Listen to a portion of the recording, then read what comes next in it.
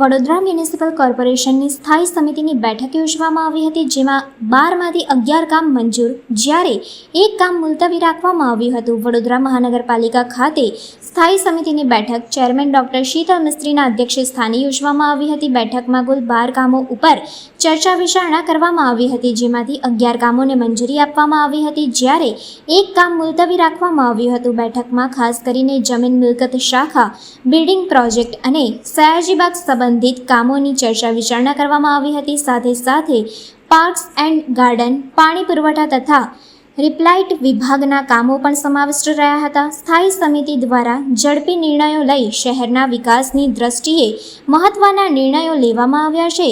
વિશેષ વાત એ રહી કે બેઠક માત્ર 15 મિનિટમાં જ સમેટી લેવામાં આવી હતી. મંજૂર થયેલા તથા મુલતવી રાખવામાં આવેલા કામો અંગે ચેરમેન ડોક્ટર શીતલ મિસ્ત્રીએ મીડિયા સમક્ષ માહિતી આપી હતી. આજે સ્થાયી સમિતિમાં 9 રેગ્યુલર દરખાસ્તો અને 3 વધારાની દરખાસ્તો, ટોટલ 12 દરખાસ્તો ચડાવવામાં આવી હતી. આમાંથી એક દરખાસ્ત મુલતવી રાખવામાં આવી છે. કામગીરીની વાત કરીએ તો ગુજરાત મકાન અને અન્ય બાંધકામ શ્રમયોગી કલ્યાણ બોર્ડ દ્વારા વડોદરા કોર્પોરેશન પાસે શ્રમયોગીઓને રહેવા માટે પ્રી ફેબ્રિકેટેડ આવાસો બનાવવા તથા એમના જમવાની વ્યવસ્થા માટે 10 જેટલા પ્લોટો ₹1 ટોકન ભાડાથી એક્સટેન્ડેબલ રીતે 2 વર્ષ માટે માગવામાં આવેલા છે, જે કામને મંજૂર કરવામાં આવ્યું છે, જેથી કરીને વડોદરામાં જે શ્રમયોગીઓ દ્વારા રોડ પર ઊંઘી જવું કે અન્ય પ્લોટો પર દબાણ થતા હોય છે એ ન થાય એ આશયથી આ કામને મંજૂર કરવામાં આવ્યું છે. સયાજીબાગ જૂ વિભાગ દ્વારા વિશ્વામિત્રી નદીને ધારે દર વખતે પૂર દરમિયાન માટેનું ધોવાણ થતું હોય છે, એ ધોવાણ અટકાવવા માટે રિટેનિંગ વોલનું કામ હતું, જે 3.33% વધુ ભાવનું હતું, જેને હાલ પૂરતું વધુ અભ્યાસ માટે અને સાઇટ વિઝિટ માટે મુલતવી રાખવામાં આવ્યું છે. આજવા સફારી પાર્ક વિકસાવવા માટે ત્યાં 5500 મીટરની કમ્પાઉન્ડ વોલ, આકર્ષક ગેટ અને કોમન ટોયલેટ બાથરૂમ બનાવવાના કામગીરીને 3.78% વધુ ભાવ 9,41,00,000ના કામને મંજૂરી આપવામાં આવી છે.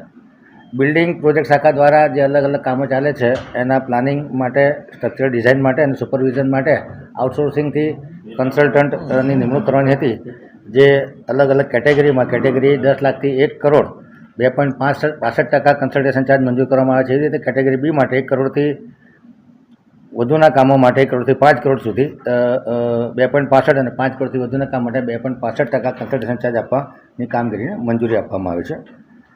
દક્ષિણ ઝોનમાં જાંબુઆ લેન્ડફિલ સાઇટ ખાતે જે આરસીસી રોડ બનાવવાનું કામ હતું, 5% ઓછા ભાવે 3 કરોડ 9 લાખના કામને મંજૂરી આપવામાં આવી છે. પાર્ક્સ એન્ડ ગાર્ડન શાખા વિભાગ દ્વારા વડોદરા શહેરમાં આવેલા અલગ અલગ ગાર્ડનમાં અને જે હયાત ગાર્ડનો છે એમાં મ્યુઝિક સિસ્ટમ લગાડવા માટે 0.41% ઓછા 20 લાખની નાણાકીય મર્યાદામાં મ્યુઝિક સિસ્ટમ લગાડવાના કામને મંજૂરી આપવામાં આવી છે.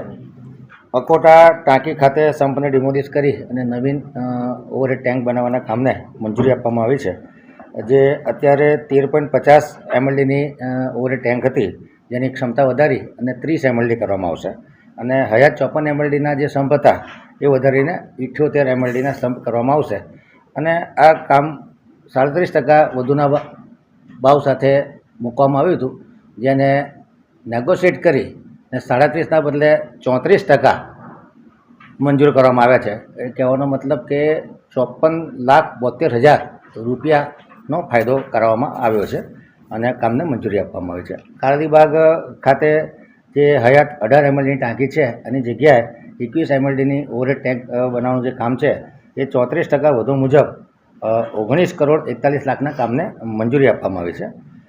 પશ્ચિમ ઝોનમાં સંસદ સભ્યશ્રી, ધારાસભ્યશ્રીના કોટા તથા મ્યુનિસિપલ કાઉન્સિલરોના કોટામાંથી જે સ્ટ્રીટ લાઇટ નાખવાની હોય અને નિભાવણી કરવાની હોય એ કામને 200 લાખ એટલે કે 2 કરોડની નાણાકીય મર્યાદામાં મંજૂરી આપવામાં આવી છે, 9.45% ઓછાના ભાવે. જે વધારાના કામો ચડાવ્યા હતા એમાં દર વર્ષની જેમ આ વખતે પણ 14 એપ્રિલના દિવસે અગ્નિશમન ડે એટલે કે ફાયર ડે દિવસ તરીકે ઉજવવામાં આવ્યો હતો અને શહીદોને શ્રદ્ધાંજલિ આપવાનો કાર્યક્રમ રાખવામાં આવ્યો હતો, જેના લગતા ખર્ચને મ્યુનિસિપલ કમિશનરને સત્તા આપવામાં આવી છે. 26/5/2025ના રોજ વડોદરા શહેરમાં વીવીઆઈપી મુવમેન્ટ થવાની હોય, કાર્યક્રમને લગતા સંલગ્ન ખર્ચા કરવાની તમામ સત્તા કમિશનરને આપવાની જે દરખાસ્ત છે તેને મંજૂરી આપવામાં આવી છે. અને એડવાન્સ વેરા પ્રોત્સાહક રિબેટ વળતર યોજના જેની એક્સટેન્શનની દરખાસ્ત હતી એ જે 23/5/25ના રોજ પૂરી થતી હતી એને એક્સટેન્શન કરી અને 15/6/2025 સુધી લંબાવવાની જે દરખાસ્ત હતી એને મંજૂર